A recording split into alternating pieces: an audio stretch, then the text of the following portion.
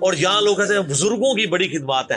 ہم پوچھتے ہیں 1000 سال سے بزرگ یہاں بیٹھے ہوئے ہیں, کسی ایک بزرگ کا قرآن کا بخاری کا ترجمہ مجھے دکھا دیں کہ جی یہ سلطان بہو نے دیکھے جی قرآن کا ترجمہ کیا, یہ جی داتا صاحب نے بخاری شریف کا ترجمہ کیا. کیا انڈیا پاکستان بنگلہ دیش کے لوگوں کی زبان عربی تھی؟ فارسی تھی نا. تو کسی بزرگ کو توفیق نہیں ہوئی ہے کہ قرآن کا فارسی میں ترجمہ کر دے. اتنا بڑا چھکا میں نے مارا ہے کہ قیامت تک یہ روئیں گے. آندہ کو کیا نا بزرگوں کی خدمات ہیں. ہمارے پرائم منسٹر صاحب بھی کہتے ہیں نا جی وہ فرید الدین گنجے شکر کی بڑی تعلیم. فرید الدین گنجے شکر صاحب نے کون سا قرآن کا ترجمہ کیا؟ اگر کسی نے قرآن کا ترجمہ ہی نہیں کیا, بخاری مسلم کا ترجمہ ہی نہیں کیا, وہ کیا خدمات کرتا رہے؟ وہ اپنی تعلیمات دیتے رہے. صحیح غلط اس کا فیصلہ ہم نہیں کرتے, وہ تو پھر میں اور طرف چل پڑوں گا. صرف جو خدمات والا ڈونگ رچایا ہوا ہے نا وہ میں آپ کو بتا رہا ہوں.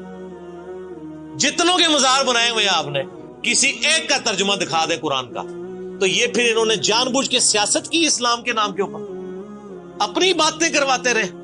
سر ان کو پتا تھا قرآن کا ترجمہ ہو گیا, سورہ زمر اور سورۃ الانعام اگر اردو میں آ گئی تو بابوں کو کس نے پوجنا ہے؟ سر بخاری کا اگر ترجمہ ہو گیا تو ساروں نے تو رفع الیدین سے نماز پڑھنی ہے, بابے سارے بغیر رفع الیدین والے نے. یہ وجہ تھی کہ بڑی ہوشیاری ہے انہوں نے. اینا سمجھو پولے سنجے, بہت ہوشیار سنجے. اور دیکھ لینا پھر اب رزلٹ سامنے آ گیا. جدھر ترجمے ہوئے ہیں وہ کہنا نہیں پیو دادے تے ایتھے ہاتھ بندہ سی, اے ایتھے بندہ ہے, تو رزلٹ نکل آیا نا. اسی لیے بزرگ جو کام کرتے ہیں وہ حکمت سے خالی نہیں ہوتا.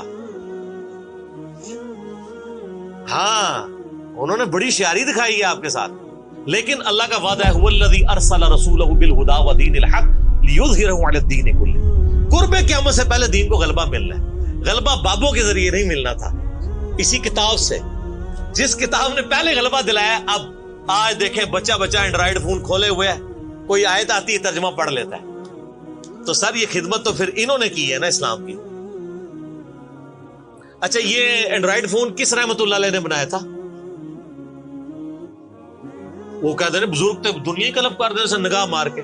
وہ بزرگوں نو لے آؤ تے ٹھیپا موبائل نیچے چلا سکتے. آپ مجھے بتائیں میں کسی بزرگ کو قبر سے نکالوں اور اس کو یہ موبائل چلا لے گا؟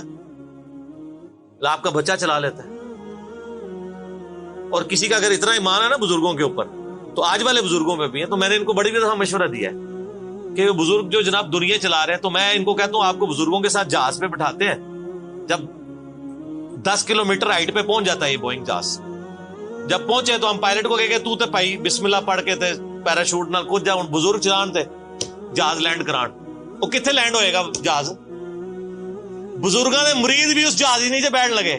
جڑے تانوں کہندے ہیں بزرگ دنیا چلا رہے ہیں, ان کو بھی پتا ہے جہاز کو نہیں لینڈ ہونا. اور جو جہاز نہیں لینڈ کرا سکتا, میں کہتا ہوں کسی بزرگ کو آپ لا کے جہاز کے کاکپٹ میں بھی بٹھا دینا, وہ نہیں لینڈ کرا سکتا.